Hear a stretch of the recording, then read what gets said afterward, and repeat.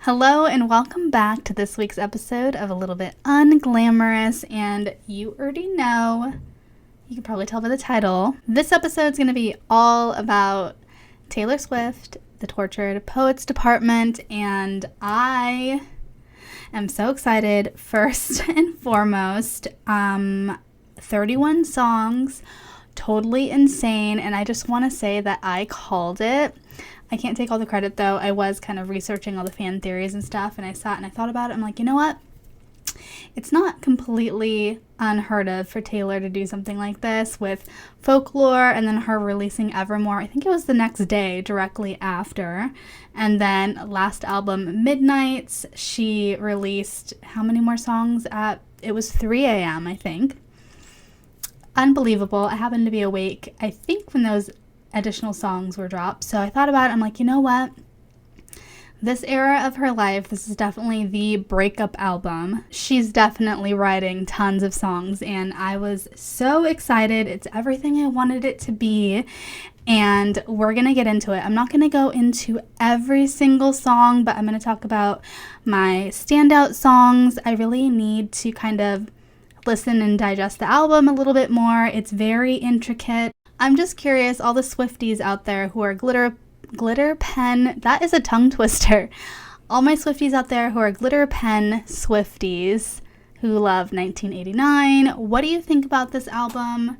Are you into it? Is it not one of your favorites? I'm very curious. I know one of the biggest complaints from people who aren't fans is they like more of the upbeat songs, and Taylor is known to have a lot of lyrics. She's all lyrics. She's almost like run-on sentences in telling the story of her life in songs, which I personally love. Folklore and Evermore were, it's funny because if you asked me what my favorite album is, I probably wouldn't say that, but it's the most streamed album for sure. And it's just because they're so easy to listen to. You can play them while you're studying. You can play them at work. And the lyrics are just so good. And I think that's why I love this album so much. It's kind of the same vibe. Very complex lyrics. And it's just, there's a lot. So first of all, I haven't even received my vinyl yet. I think it gets here tomorrow, Tuesday. So I would have hopefully received it by the time you're listening to this, but my complex has been locking. We have a gate, and they've been locking it lately, so deliveries kind of have been having issues. I ordered these Nespresso pods because I think I was talking about it the last episode, but I have been in this coffee craze. I want to be an at-home barista, and I decided I needed to start using my Nespresso again, so I got some espresso pods. But anyway, they were finally delivered today, and I was really excited, and I digress. We're going to loop back to Taylor Swift. This is all about her, this episode. Normally, I try to kind of tone it down a bit because I don't want Taylor Swift to be my entire podcast, but this episode, we're letting loose. It's all about Taylor. I'm just warning you now.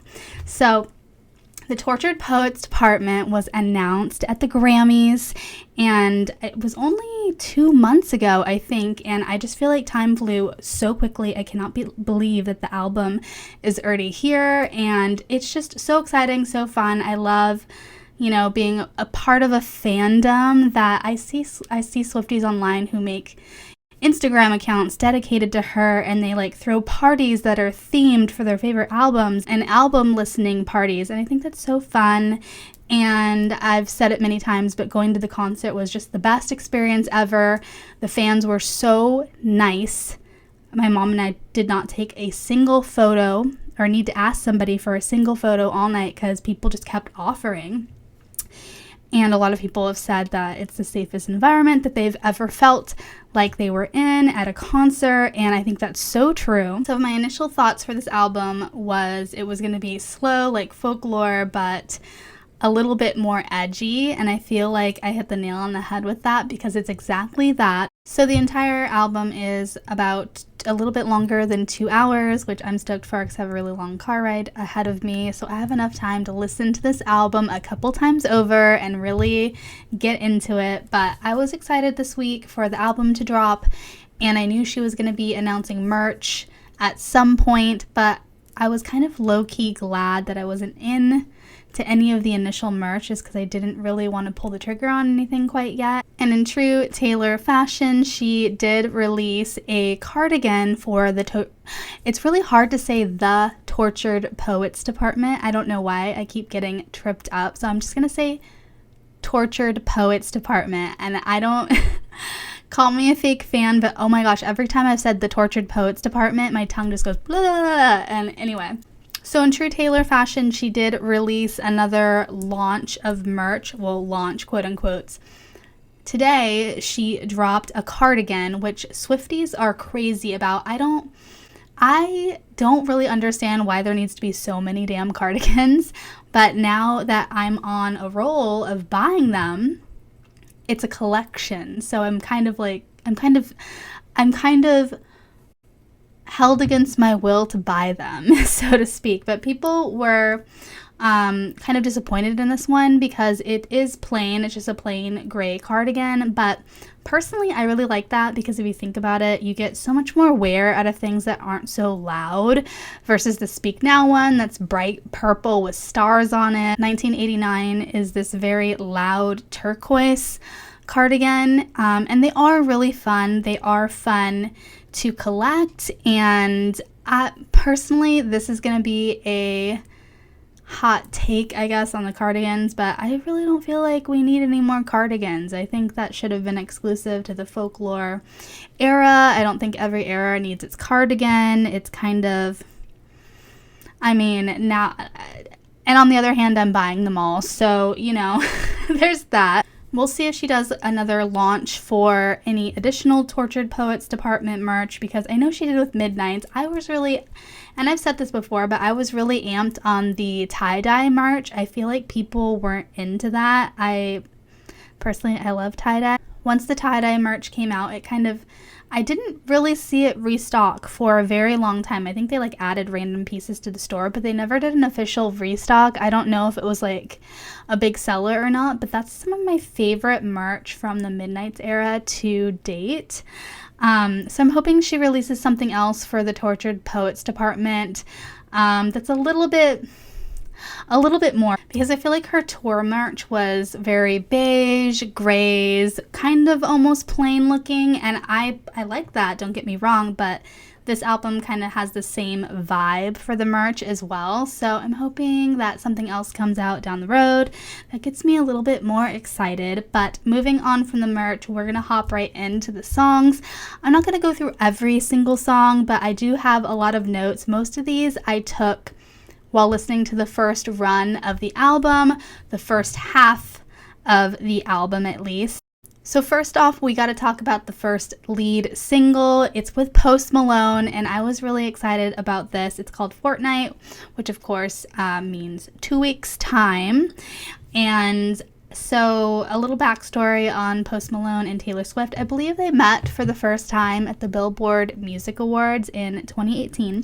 And I remember seeing this clip of them, and Taylor was backstage walking, and Post was walking the opposite direction, and I think he had just won an award for his song Better Now. That was I think it was a big summer hit. And they're walking past each other. There's cameras following somebody. I don't know how it was caught on film, who was filming who, but he was walking by and Taylor goes, "I love that song. I'm so jealous of the hook. I wish I would have thought of it."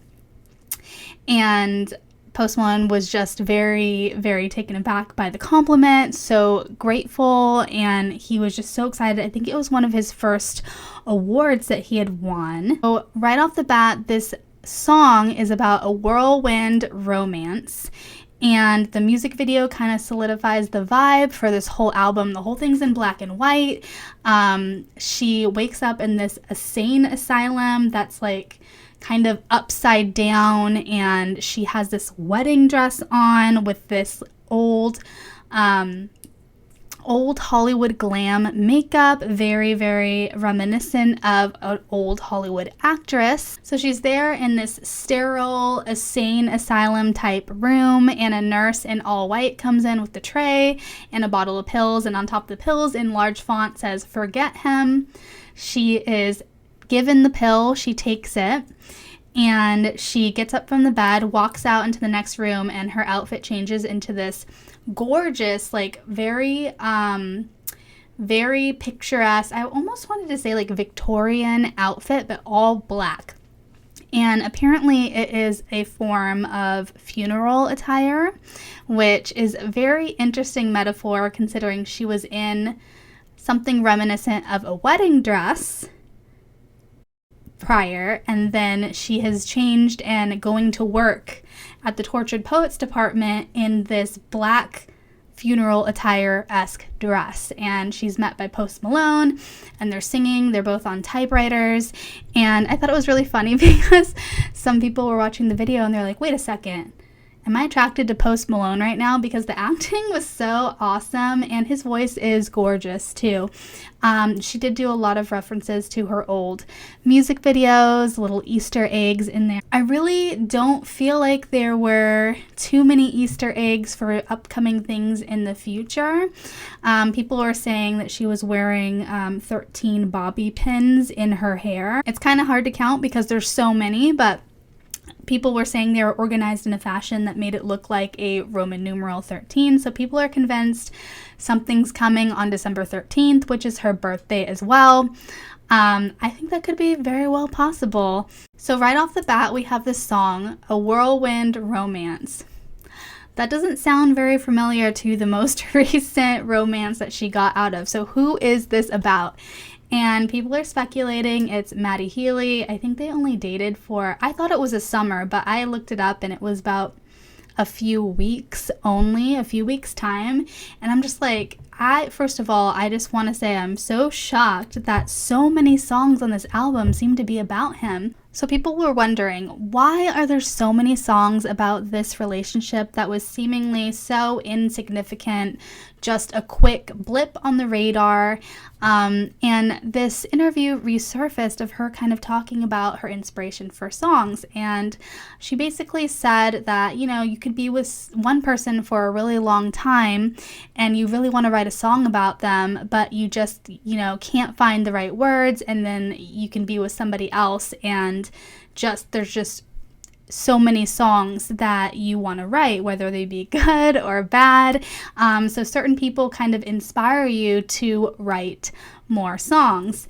And I think that's really true with Maddie Healy. It was just such a complex situation. So I think that's one of the reasons why that surprisingly a lot of the songs on this album are seemingly about him. So, you know, one of the main phrases in this song is, "I love you, it's ruining my life."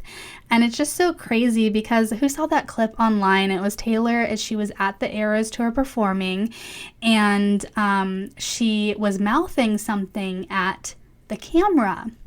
And Maddie Healy was performing at a concert of his a few days prior, and he mouthed words to the camera as well. And, you know, you can look and people read the lips, and it turns out they're saying, "I love you. This song's about you. You know who you are."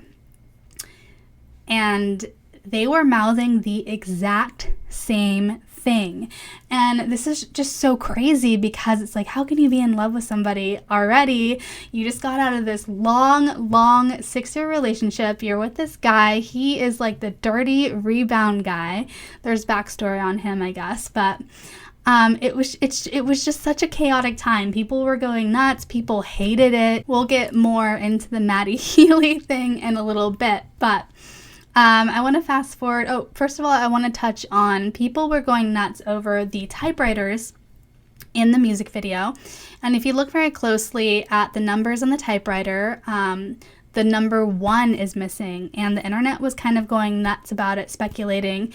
that the reason why she took the 1 off is symbolistic of the breakup and taking the 1 off of her set list from the Eras tour. However, it turns out that's debunked because I guess that's just the way old typewriters are. So there goes that. But it was actually a really fun theory. The second song on the album is the title track of the album, The Tortured Poets Department. It's a little more upbeat. So my favorite song on the album, I'm just going to call it now, is So Long London. And I was really surprised by this song. I thought it would be like All Too Well vibes, just a very slow song. I thought the beat was very, very interesting.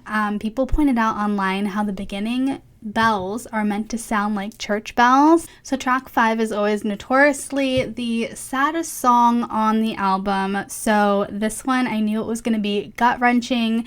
The beat was a little bit more upbeat than I was expecting, but the lyrics did not disappoint. The line in the song that absolutely guts me is, "You swore that you loved me, but where were the clues? I died on the altar waiting for the proof." And just absolutely heart-wrenching song. My favorite song on the album. It is just so good. Fresh Out the Slammer is a song that the title confused me. I had no idea what it would be about. It did not disappoint. So she's basically paralleling her relationship to being in jail. And one of the first lyrics in the song is, "Fresh out the slammer, I know who my first call will be to. Who's it to? Who's it to? Maddie Healy." And it's just crazy because I saw a meme online and it said something like, Joe Alwyn listening to this album, realizing that he was the backup for the last 6 years. And I mean, it's just so crazy. Why are there so many songs about him?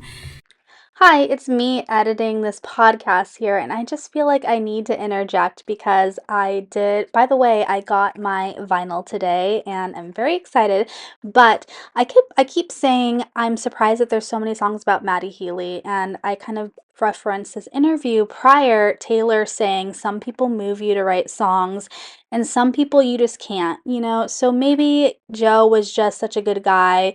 There weren't a lot of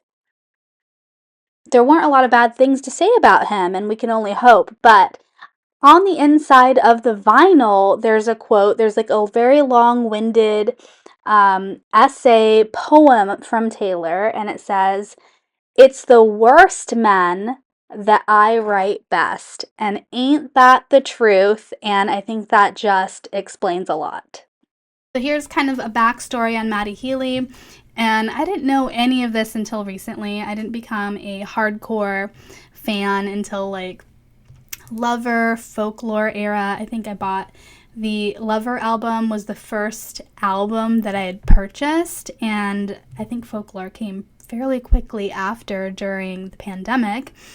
And so in 2014 is when she first met Maddie Healy. This was the 1989 era. They were both pictured wearing merch from one another's bands. She was wearing a 1975 shirt, and then he was seen wearing a 1989 album shirt at his concert as well. And apparently they exchanged emails back and forth, talked a little bit, but they never officially dated. So whatever the reason, they met, they talked a little bit, didn't work out. And she immediately starts dating somebody else. Harry Styles, I can't remember. Harry Styles, somebody like that. People were pissed when she was out and about with Maddie Healy. They were just so shocked at how different he was. He had some really bad press for saying questionable things.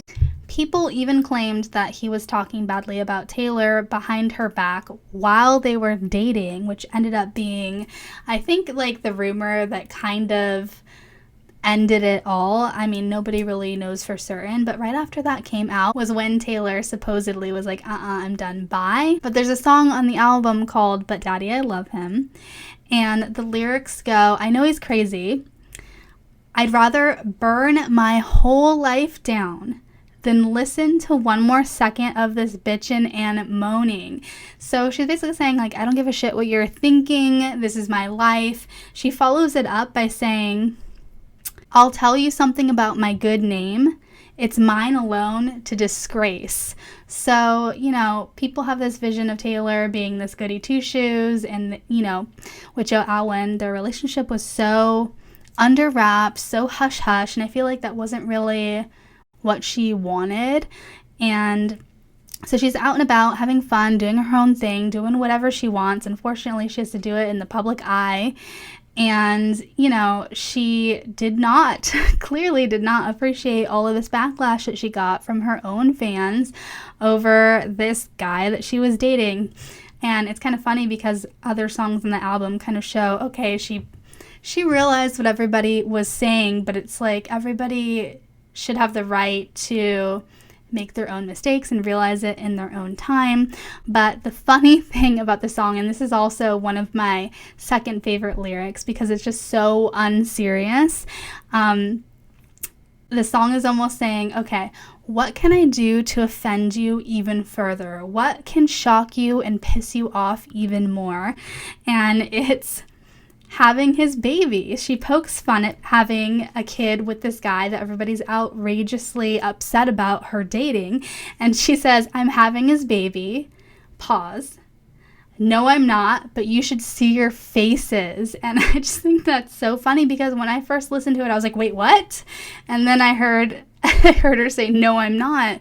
And I just thought it was just the funniest clapback. It's just a song that's making fun of basically all the people that are scrutinizing her and speculating and talking about this relationship, and they're basically all saying, you know, you shouldn't be with this person, they're not right for you, blah, blah, blah, blah. And she's basically saying, I don't give a shit, I'm gonna do what I want to do, I don't care what you think of me for doing it, and get off my back. There's another song on this album called I'm Gonna Get You Back, and it's all lowercase, no spaces. People were kind of comparing it to Olivia Rodrigo's what is it called? I'm Gonna Get Him Back, or something like that.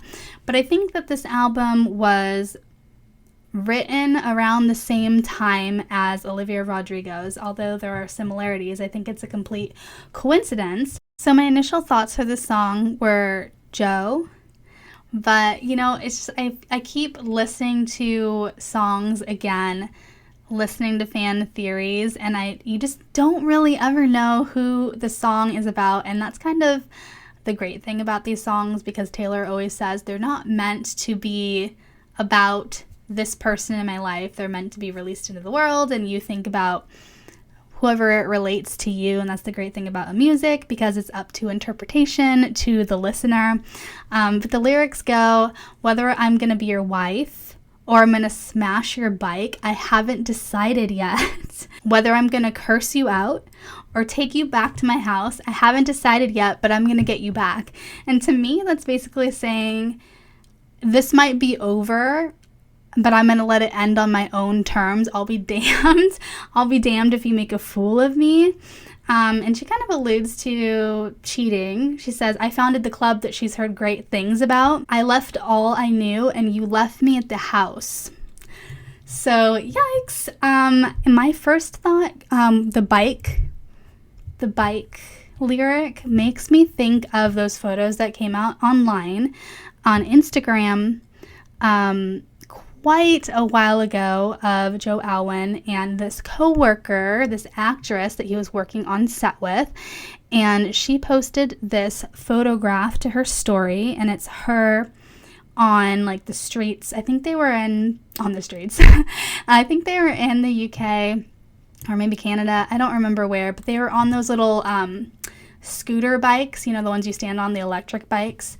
And then months later, I think Joe posted a photo of the same bikes and him. So obviously they were hanging out and together. So that's where my initial thought went to when I thought of that lyric. And then she also says, I'm pissed off. You let me give you all that youth for free. So they dated for a very, very, very long time. And I feel like it's very relatable. Like, what are we doing? Let's get it together. Oh my gosh, my notes are all over the place because when I was initially writing all this stuff down, I was listening to the album for the very first time, and I tried to organize them a little bit afterwards, and it's still a hot mess, so bear with me. And that lyric is just so telling because at this point it's obvious that Taylor wanted to get married, Joe didn't. They were together 6 years, and that was kind of solidified when You're Losing Me came out during tour, and again, kind of hinting towards it in Champagne Problems. There was this clip that went viral of her. She posted on her Instagram, and she was singing Champagne Problems. It was gorgeous. It was like a black and white Instagram, and it was a spiral staircase. She was sitting at the bottom in this giant, beautiful wedding dress, which now that I think about it,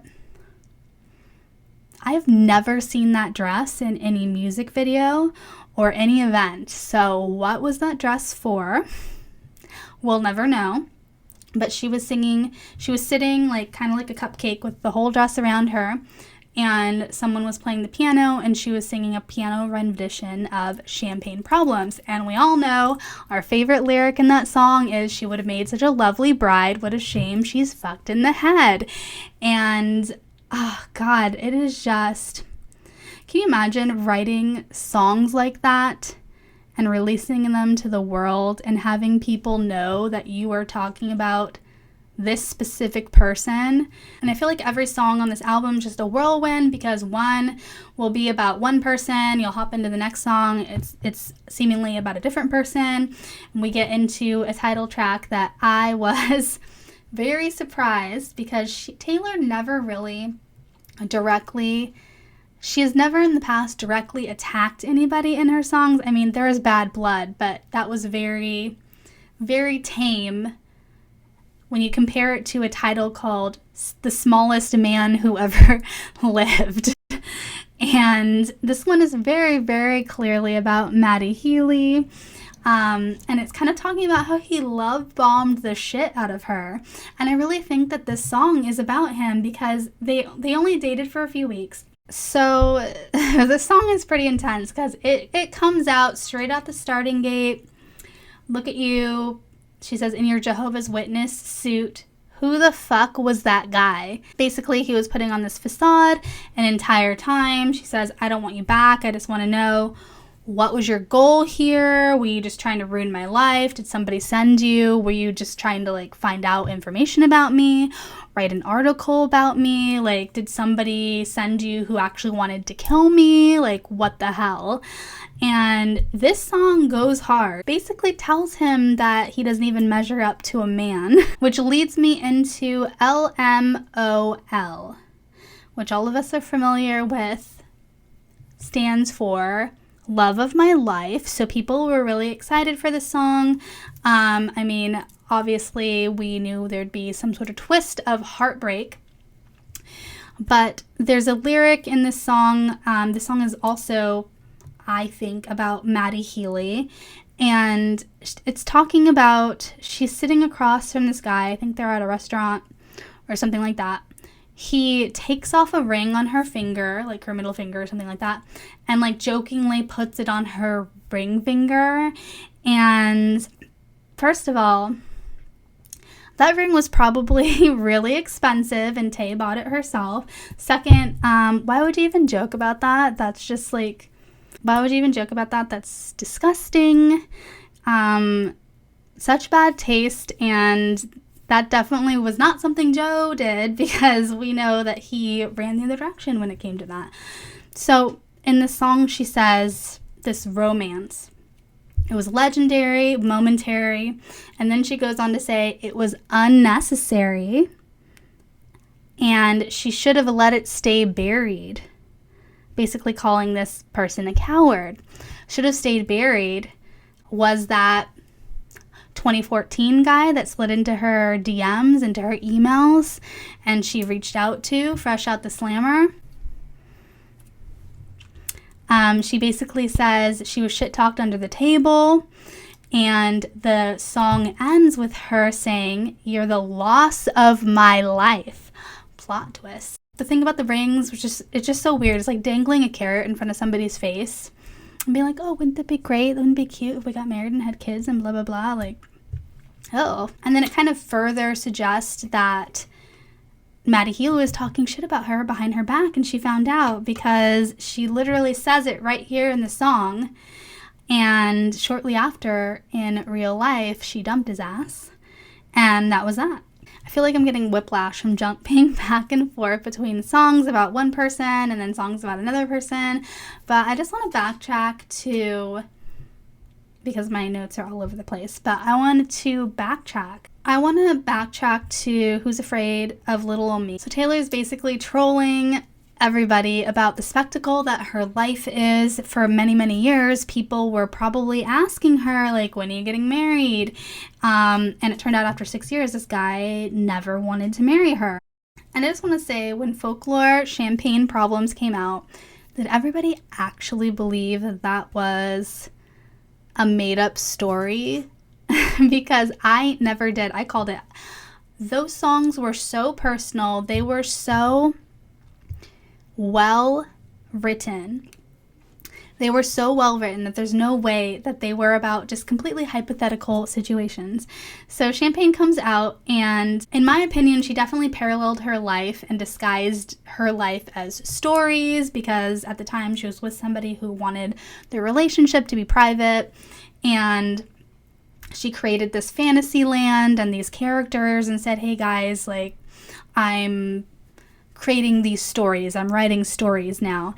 And the second I heard Champagne Problems, I thought to myself, there's no way that that could be true. And then You're Losing Me comes out, which gave us the undeniable lyrics about her long-term relationship. I wouldn't marry me either, a pathological people pleaser. And finally, with the Tortured Poets Department, So Long London, she says, you swore that you loved me, but where were the clues? I died on the altar waiting for the proof. And that's just the nail in the coffin for me. Oh God, it's just so good. And then we have I Can Do It With a Broken Heart, which is a very upbeat song with the saddest, most heart-wrenching lyrics. So it's very on theme, but for my girlies that like the upbeat songs, this one's kind of for you. But it's so relatable when she says, I'm so sad I act like it's my birthday every day, because don't we all just, when we're having the worst day, kind of trick our brain into thinking, no, it's actually great, I'm having the greatest day. And it just kind of psychologically works. And something that's really interesting about this song is, so there's this very upbeat tempo throughout the whole song, and people are saying that it's actually her in-ears.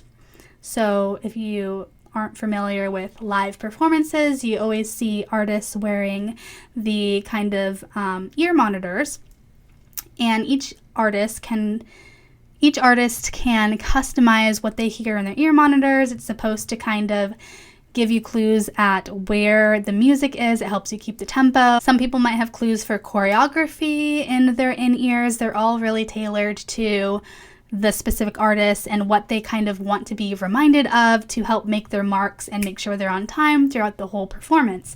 So the whole song has this very specific tempo of a beat, and it's supposed to be the in-ear monitors that she hears at the Eras tour.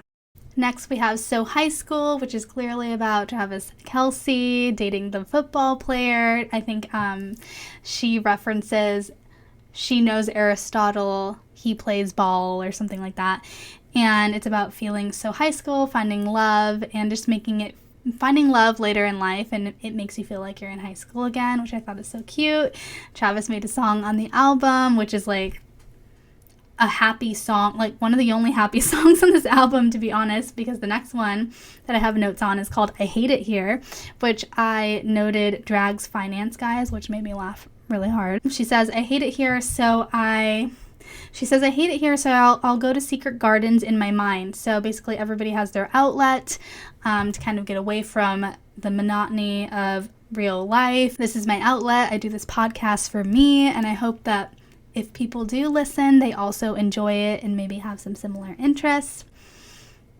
And then, thank you, Amy. which people very quickly pointed out the title of this song has certain capital letters, and the capital letters in this song spell Kim, which is phenomenal. So this has got to be the second song right after The Smallest Man Who Ever Lived, and then this song. She goes for the throat, okay? She makes it very clear in this song that she is not over what Kim K did to her. And if you aren't familiar, which, where have you been at this point? The, what was it, the American Music Awards, the MTV Music Awards. She was on stage accepting her first ever award. Kanye West snatches the microphone from her, interrupts her, says Beyonce should have won. And later down the road, he releases Famous, and he has a lyric in that song about Taylor Swift. And there is a phone call. I don't know why, but I think that, I don't know if he just like films all of his recording sessions or if he was doing a documentary or something, but he has video footage of all of his recording sessions. In the footage, he has a recorded phone call to Taylor Swift, and he's calling her up and saying, hey, I have this song. And he was basically trying to convince her that it would be a great idea and so funny to tell all of her followers, all of her fans, to listen to his song because they had known beef in the past, and this would be their way of saying, oh, we've squashed the beef. In reality, he just wanted to get free marketing from her because she has a giant fan base. And she was basically saying, in the phone call, you could tell she was hesitant. She's like, oh, I don't know, that might be weird. Like, she clearly didn't want to do it. Basically, the whole point of this call was him asking her permission for this specific lyric in the song. So he's reading her the verse, and the verse was, it basically said, I feel like me and Taylor might still have sex, was like the punchline of the song. And you could tell Taylor was like, like, okay, that's kind of funny. Like, I get it. Like, I get the rhyme. I get the, premise. And she's kind of half agreeing on the phone call. You could tell that, she didn't love it, but she couldn't stop this man from releasing the song that he wanted, Anyway, so the song comes out, and there's more to the lyric than he alluded to. The song comes out, and the punchline is basically, I made that bitch famous. And Taylor is very upset. She releases this statement on social media right away, and she says, never in that call did Kanye ever say he was going to call me a bitch in his song. And so where does Kim K come in? Well, Kim was married to Kanye at the time, and, you have your spouse's back. I kind of, part of me, and don't come for me, part of me kind of feels for Kim because she was married to this guy who clearly had mental problems. And you stand by your spouse, even if you don't always agree what they're doing. And there's another layer to this. They are also in the media eye. Everything they do is scrutinized. People are asking her about what people are asking her about what she thinks that her husband is endorsing Donald Trump and then is saying that he wants to run for president himself. What do you say to that? Like, what do you say to that? This is the father of your kids. You can't publicly drag him online. So, she tried to save face. But in this particular incident, she kind of went about it in a very mean girl way. And instead of just standing by her man and defending him, in a respectable manner, she instead releases this footage of their phone call, which kind of makes Taylor look like she's lying.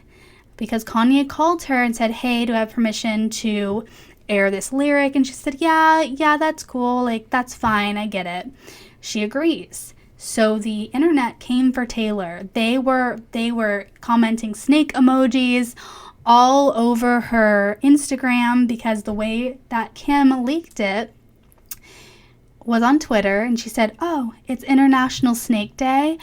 That's so weird. They have a holiday for everything, don't they?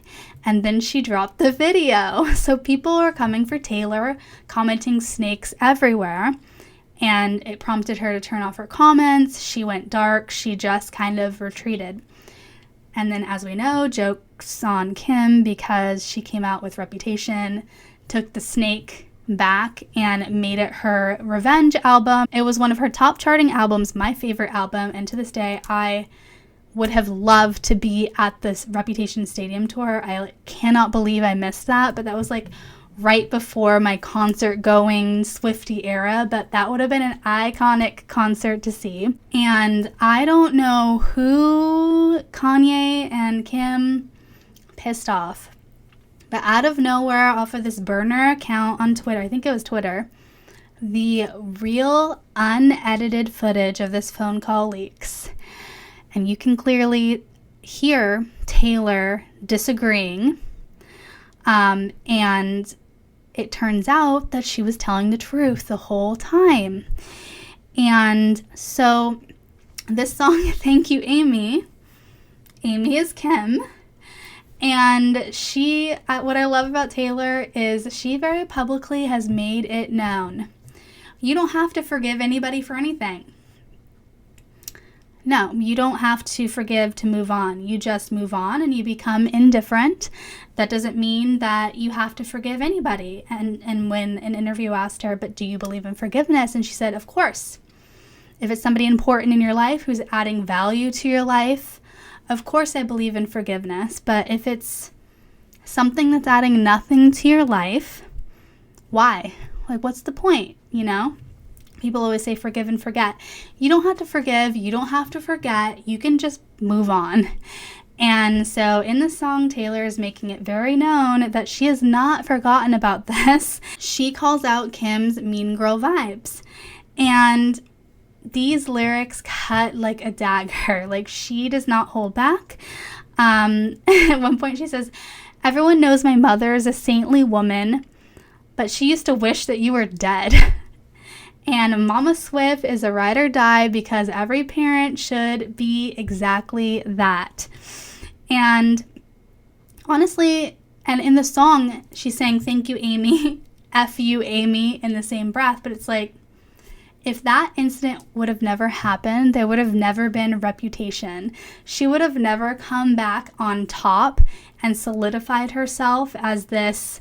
I mean, she was already a phenomenal artist, but in that moment, she felt like this situation has destroyed my career. She's taken away my career, which might sound a little dramatic to an outsider looking in, but in the moment, she had thousands, maybe hundreds of thousands of people coming at her, sending her death threats. And I can't imagine, that's just crazy. So in this song, she talks about changing names and all the defining factors of the story. And I just love it because she says, one day your kid comes home singing a song that only us two know is about you. So we know there's still bad blood there. And I remember this was chronicled on Keeping Up with the Kardashians. I don't think this exact moment was, but there's a clip of Kris Jenner talking to Kim, and it's a viral voice clip now, and it's Kris Jenner saying, what would happen if you just called Taylor up? Just give her a call. And Kim completely refused. She said, that's never going to happen. So Taylor gives 0 Fs. This is the closest she's ever come to calling out somebody by name. I mean, she basically did in the title. The last song I have notes on are For the Prophecy, which is another gut-wrenching bargaining song. Clearly, it's about a relationship ending. It says, even statues crumble that are made to wait. So it kind of gives you another look into the relationship and why it ended. So those are my first impressions of the album. Those were my standout songs and standout lyrics. I feel really bad for my East Coast Swifties because I was chilling at 9 o'clock listening to the first portion of the album. It was getting pretty late after I'd already kind of listened to the whole thing. The next set drop, I had to listen to that too, right? But I feel like I need another good few listens to fully digest it. So those were my initial thoughts and my standout songs, standout lyrics.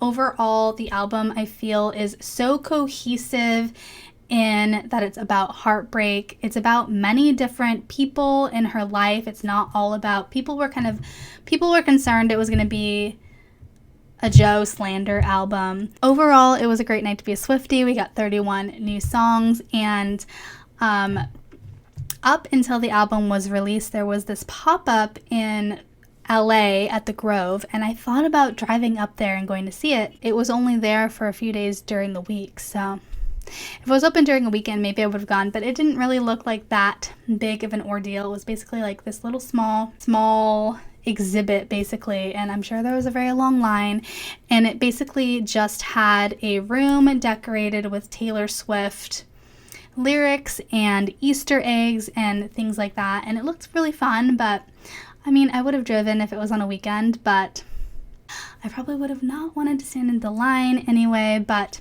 it looked really cute. I don't even think it was selling anything. It was basically just a photo op, and it had lyrics to some of the songs, and people were very quick to point out that once the album had dropped, none of the lyrics that were at the exhibit were in any of the songs. So I'm sitting there, it's like 10 something at night, my time, and her official account quote tweets somebody saying, "Wait a second, none of the lyrics at the pop-up were in any of the songs." And her official account goes, that's weird. And in that moment, I'm like, she's dropping more songs. And then she did, right as I was realizing, I think she might actually do that. She did. We got a full double album, and it's just insane, dropping 31 songs. And she's dropped a new album every year, I'm pretty sure. There was Midnights. Before that was another double album, Folklore and Evermore. The year before that was Lover. So she's been writing.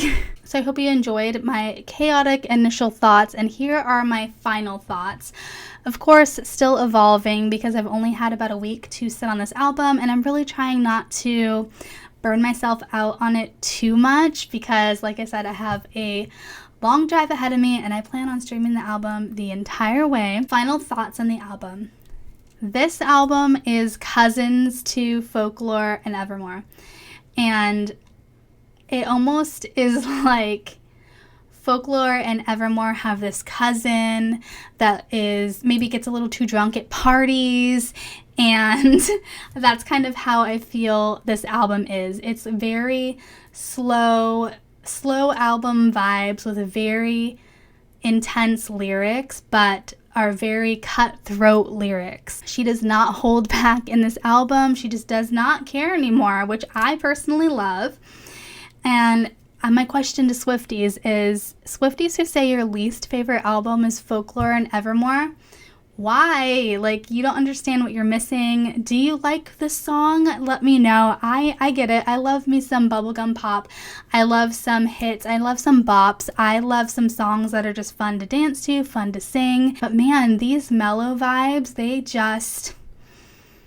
they're the ones that I listen to the most. I can't help it. Also, the second drop of her album, the second songs had a lot of random names, like song names. Who are all these people? So there's a lot of songs with first names, sometimes titles with just first names. She also name drops Charlie Puth in one of her songs, and I want to know how much he's getting blown up right now because of it. And I also forgot to mention she has another collab, so it's only 2 collabs on this album. Singing collabs at least. The first one is with Post Malone. Second is with Florence and the Machine, which I love her. Who doesn't love Dog Days Are Over? But, and this is probably, again, a hot take, I didn't particularly love Florida. The song Florida. I mean, I didn't get it. I mean, I feel like everybody that I have seen react to it online loves it, and they say this is exactly how Florida is like. I mean, I've never been to Florida, so I don't know. And it's crazy because that song is another upbeat song, and I just feel like I hesitate to say, but I feel like it's kind of a skip for me. I'm not gonna lie. I feel like there's so many songs I didn't talk about, but every single song was so good. Down Bad is a good song. God, what is your favorite song on this album? Let me know. Have you listened to all of it? What are your initial thoughts? Do you agree with some of mine? Do you disagree? Let me know. I want to hear from the Swifties. And I hope you enjoyed this episode of the podcast. Very Taylor Swift coded, kind of my chaotic initial thoughts of the album. And I hope you enjoyed it. And I will see you guys in next week's episode. Bye, guys.